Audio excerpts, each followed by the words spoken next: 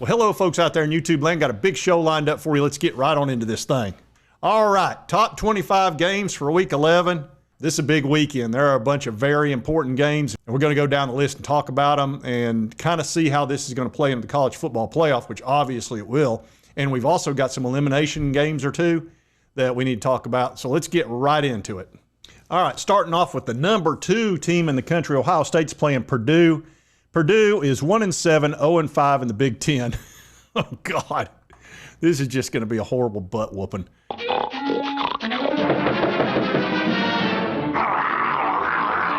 Jeez. I don't know what it is about the Big Ten. They got so many little weak characters in there. They've got some good teams too, though, and Ohio State's obviously one of the best.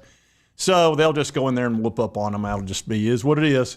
They're just coming off that big win against Penn State. Ohio State's sitting pretty for the college football playoff. I told you before we started the season they were almost guaranteed, and they pretty much are. So let's move on to the next game. Number 4, Miami playing Georgia Tech. Let me tell you something about the Tech. They're not bad. They're not bad at all.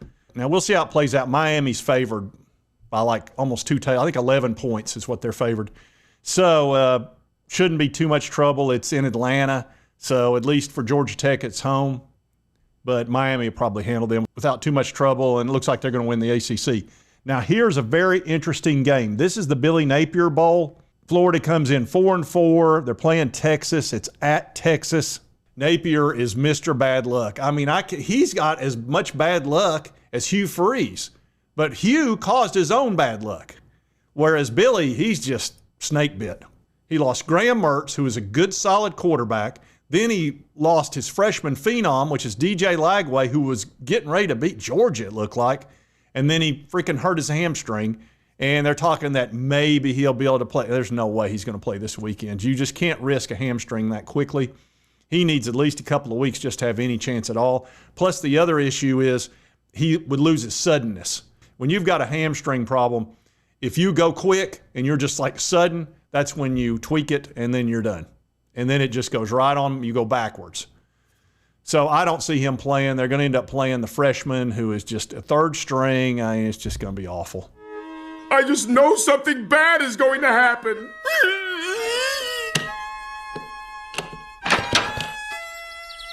Huh? Anyway, I see Texas whooping up on them, and then they'll I don't know. Billy's hanging on. They want to kind of root for him down there in Florida because he was really had the team going. The defense was playing well. I don't know. We'll see if he survives this season. It's a tough schedule. All right, another great game. We got Georgia and Ole Miss at Oxford. Florida's watching this game too because if Ole Miss wins this game, they look great for the playoff. Whereas if Georgia wins the game, Ole Miss is toast. They're out of the playoff for sure, which having Lane Kiffin there has really helped Ole Miss a ton. They've become an important team. I know a lot of VOLS fans are rooting against Ole Miss in this game because they just want them out of the way. And then we'll be playing Georgia coming up, and we'd rather have Georgia as high ranked as possible, which is it's not easy to root for Georgia because Georgia's had our number as a Tennessee fan. But anyway, that should be a really fun game. It's at 3:30. Georgia has shown weakness, and their biggest problem is Carson Beck throwing those interceptions. So with Jackson Dart, it's not impossible that Ole Miss could win this game. It's going to be tough, though. Georgia's got that defense, and defense travels. He ain't lying. All right, now another super fun game, Michigan versus Indiana. Indiana's undefeated. Now, they've not had a tough schedule. This will be one of the toughest teams they play, and it's in Indiana, so that'll help them. Michigan's got a really good defense. They can't throw the ball for anything. Their offense sucks. So I would expect Indiana to win this game because they should be able to score, and I don't think Michigan can score very much at all. But I wouldn't be shocked if Michigan snuck up and beat them. It's got to be America's team. Because I don't know how well Indiana's been tested. So this is an important game for them.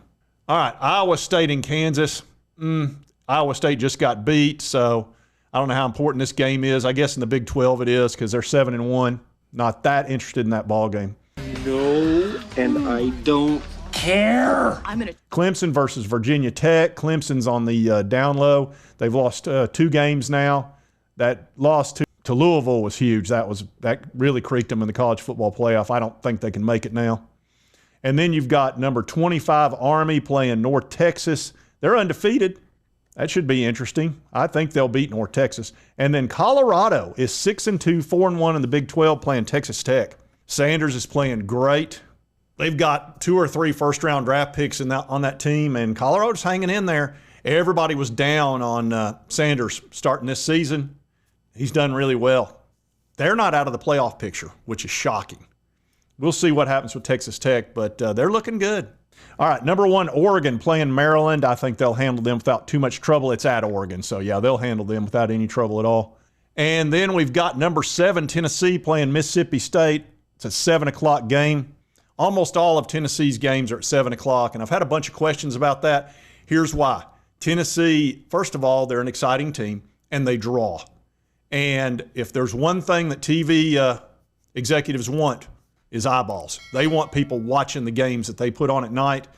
They put the most popular teams at that time. So that's why we're playing a team that we're favored by 25 points.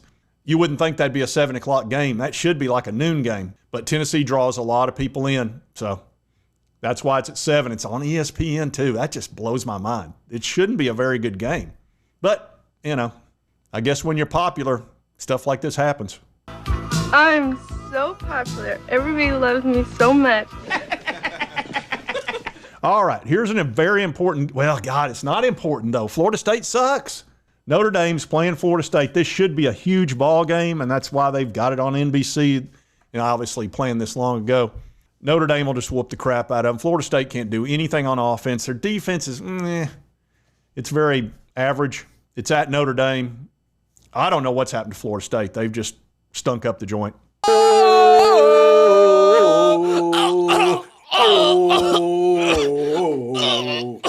This is the same team that was undefeated last year in the regular season, 13-0. Biggest crash I've ever seen. All right, huge ball game here. Huge. Alabama versus LSU at Tiger Stadium. Oh, man. This is a playoff game, folks. It's an elimination game. Whichever team loses is out of the playoff. Whoever wins picks up a nice feather in their cap because this would be a good victory. Both teams are widely respected. They both have 2 losses, though. So this should be really fun. You get to watch 2 very good quarterbacks. One's a running quarterback. One is a sort of a gunslinger. Man, I don't know who's going to win this ball game. If it was on a neutral site, I'd probably pick Alabama, but it's not. And, man, a 7 o'clock game in Louisiana, do you know how toasty those folks are going to be down there in Baton Rouge? You fellas been doing a bit of boozing, have you? Sucking back on Grandpa's old cough medicine? No. Oh, no, sir. Oh, no. No. Woo! I'd probably pick LSU because of that. The spread is Alabama minus 2.5. All right, we got Oklahoma versus Missouri. Missouri's probably going to be without Brady Cook, I would assume. And without Brady Cook, you saw what they had behind him. So anyway, that Drew Pine dude, could be a get-right game for Oklahoma. I think Brady Cook, he's the straw that stirs the drink for Missouri, and they lost their defensive coordinator to Louisiana. So I wouldn't be a bit surprised Oklahoma wins this ball game. I really wouldn't. It's at Missouri, so that'll help.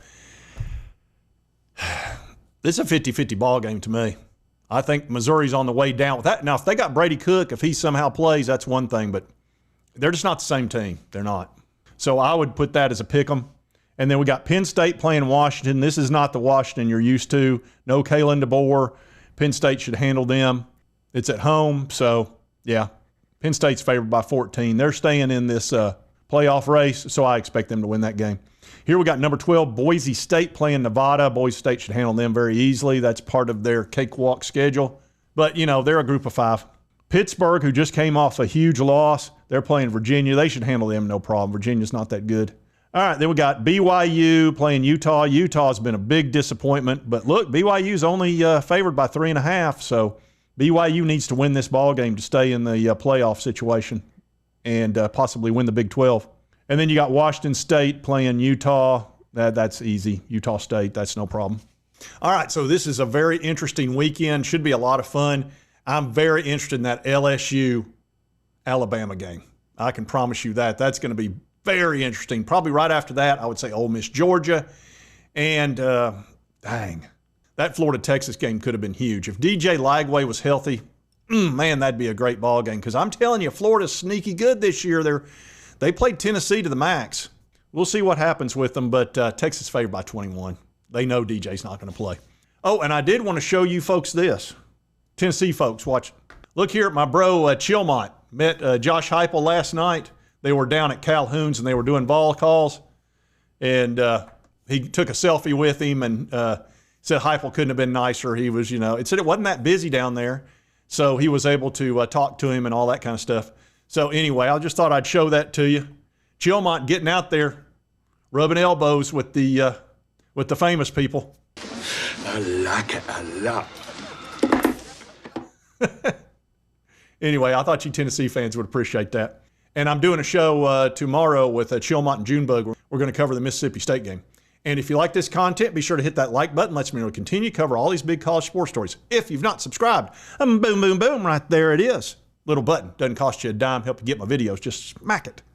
And right over here is the most recent video YouTube thinks you'll enjoy based on your viewing history, the algorithm. And we'll see you next time on Sports Talk J.